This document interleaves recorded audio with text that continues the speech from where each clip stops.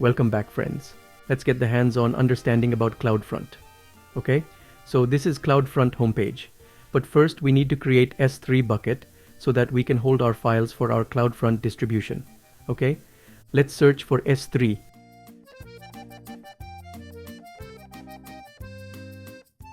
This is S3. Now we are at S3 homepage. Let's click on create bucket.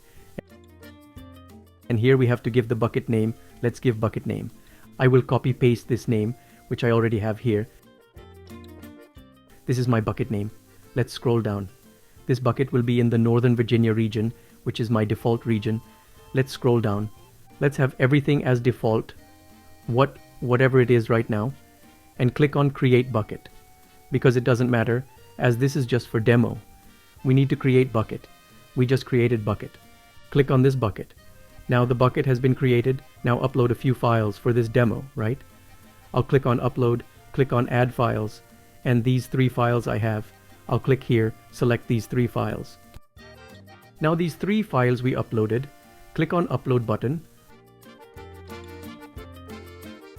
Right now these files are getting uploaded. Upload is succeeded. Click on close. If I click here, say index.html file, and if I want to see it, right? I can click here and it is displaying index.html but not these 2 files. The reason is that since the bucket is not public, I cannot see these 2 images. Okay? And secondly, there is another link. If I copy this object URL and paste it here, I'm getting this access denied. The reason is that bucket is not public. I cannot view it. This one. I was able to view index.html because AWS pre-signed this URL because I am the owner of this bucket, and it allowed me to view the index.html file but not these 2 files which are under this bucket, right? There is no direct access to them. And that's the reason, because these 2 files are part of the index.html. Both of these files have their URL as a link in the index.html file. Since these 2 files are not public, I cannot view them. Now how to fix it? How to get these 2 files? How to display index.html, right? So for that, we will create Amazon CloudFront.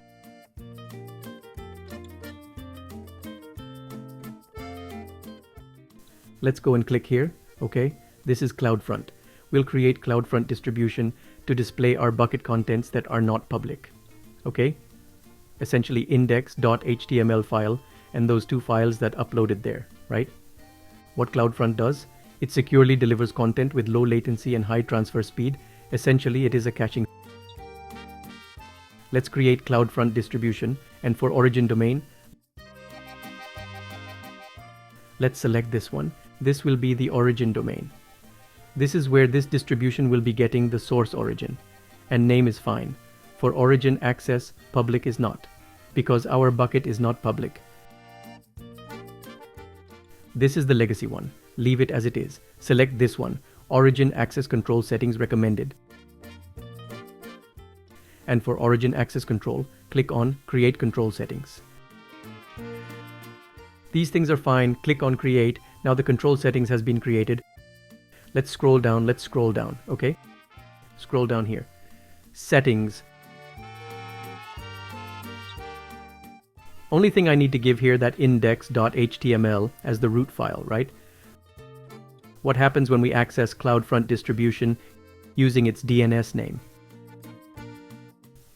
If you don't provide index.html, or if you don't provide particular file, this file will be displayed. Essentially, it will work as a home page, right? So this is fine.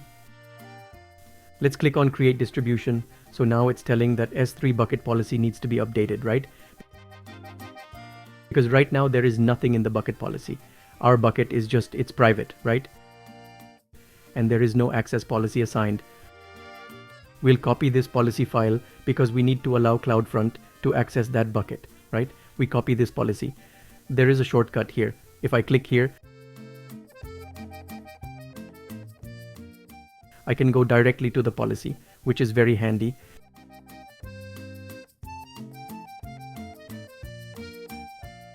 This is the bucket policy, and I can copy and paste this policy.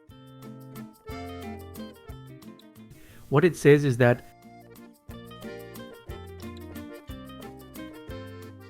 allow CloudFront service, right? We are allowing CloudFront to do what? To get object for all objects under this bucket. Okay? Star means all. And this is the condition. This distribution can access all objects under this bucket.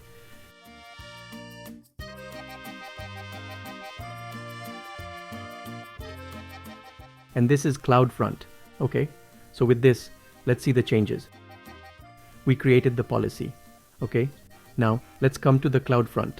And this is the CloudFront. If I come to distribution, and if I come here, right now it is deploying, we have to wait. Once it is deployed, then we can use this domain name, DNS name for this distribution to access our bucket contents. Okay?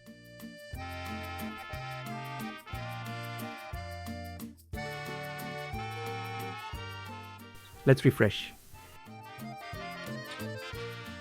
It is still deploying. Let's wait for a few minutes. Now our CloudFront distribution is ready.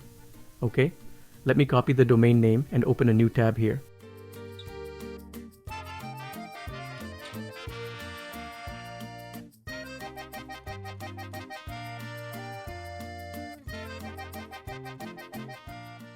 Okay, and I can see that both images are displayed here. Okay.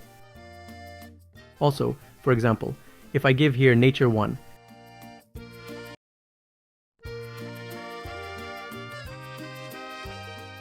this is my one file, okay?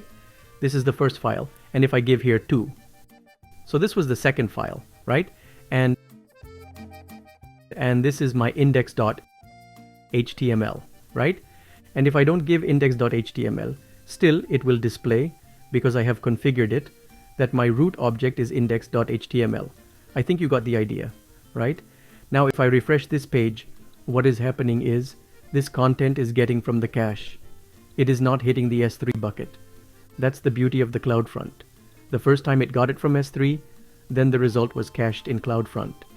Subsequently now it is displaying from the CloudFront cache. If I go back to CloudFront and come here on the left side, and if I click on distribution, if I click on origin, the content is getting displayed from the S3 bucket. Okay, you got the idea. That's it for this demo. I hope you understood how CloudFront works.